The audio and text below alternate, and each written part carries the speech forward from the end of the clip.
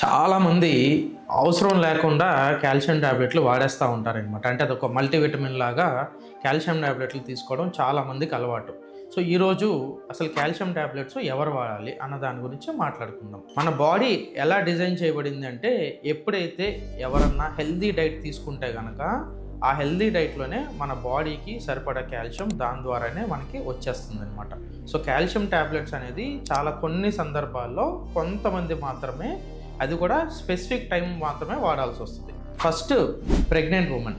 So mother ఏంటంటే baby bone ఫార్మేషన్కి తన కాల్షియంని donate చేస్తుంది కాబట్టి వీళ్ళల్లో రిక్వైర్మెంట్ అనేది రెగ్యులర్ కన్నా ఎక్కువగా ఉంటుంది అనమాట. సో వీళ్ళు ఖచ్చితంగా కాల్షియం టాబ్లెట్ వాడుకోవాలి.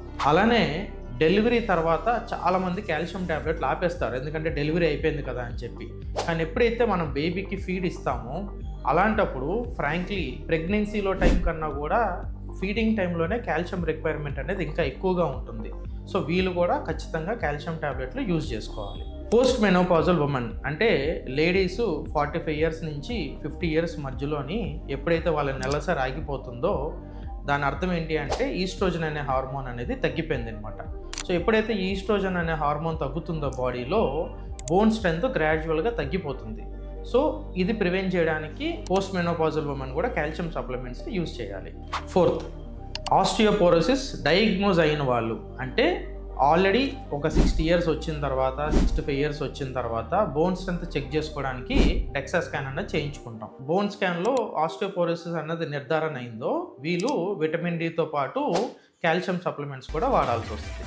అలానే ఏమన్నా ఫ్రాక్చర్స్ అయినప్పుడు, ఏమైనా యాక్సిడెంట్ వల్ల కానీ ఇంట్లో జారి పడ్డప్పుడు ఏమన్నా ఫ్రాక్చర్ అయితే కనుక ఆ బోన్ అనేది త్వరగా అతుక్కోవడానికి కాల్షియం సప్లిమెంట్స్ అనేది యూజ్ అవుతుంది. ఇది కూడా ఒక యంగ్ ఇండివిజువల్స్ హెల్దీ డైట్ తీసుకుంటే వీళ్ళు కూడా కాల్షియం సప్లిమెంట్స్ వాడాల్సిన అవసరం ఉండదు. కానీ ఆస్టియోపోరోటిక్ ఫ్రాక్చర్స్ అంటే ఎముకల్లో బలం తగ్గడం వల్ల ఫ్రాక్చర్స్ అయితే కనుక కాల్షియం టాబ్లెట్స్ అనేది తప్పకుండా వాడాలి. కొన్ని రేర్ సందర్భాలు ఉంటాయి, అంటే కీళ్ళవాతం ఉన్న వాళ్ళు, అంటే రొమటాయిడ్ ఆర్థరైటిస్ అని వాళ్ళు, లేకపోతే ఇన్ఫ్లమేటరీ బౌల్ డిసీజ్ అని. సో వీళ్ళలో ఏంటంటే స్టెరాయిడ్ ట్యాబ్లెట్ని ఖచ్చితంగా వాడాల్సి వస్తుంది. సో ఈ స్టెరాయిడ్ ట్యాబ్లెట్ వల్ల బోన్ స్ట్రెంత్ అనేది కొంచెం తగ్గుతూ ఉంటుంది. సో ఇలాంటి సందర్భాల్లో కూడా కాల్షియం ట్యాబ్లెట్ అనేది కొంచెం లాంగర్ డ్యూరేషన్ వరకు వాడాల్సి వస్తుంది. సో ఇలాగ స్పెసిఫిక్ సందర్భాల్లో తప్ప డైలీ కాల్షియం ట్యాబ్లెట్ అనేది ఖచ్చితంగా అవసరం ఉండదు. కాల్షియం సప్లిమెంట్స్ కూడా ఒక స్పెసిఫిక్ పీరియడ్ వరకు, అంటే ఒక కపుల్ ఆఫ్ మంత్స్ వరకు, ఆ ఎగ్జాంపుల్ ఆ ఫేజ్ పాస్ అయ్యే వరకు మనం యూజ్ చేయాల్సి వస్తుంది అనమాట. మోస్ట్ ఇంపార్టెంట్ ఏంటి అంటే విటమిన్ డి ప్రాపర్గా ఉందా లేదా చెక్ చేసుకోవడం. ఎప్పుడైతే విటమిన్ డి నార్మల్గా ఉందో మనం తినే ఆహారంలో ఉన్న కాల్షియము ప్రాపర్గా బాడీలోకి వెళ్తుంది. సో హెల్దీ డైట్ మెయింటైన్ చేసుకోవడం, కొంచెం sun exposure, vitamin D levels నార్మల్గా మెయింటైన్ చేసుకుంటే కాల్షియం సప్లిమెంట్స్ వాడాల్సిన అవసరం అస్సలు ఉండదు. Thank you.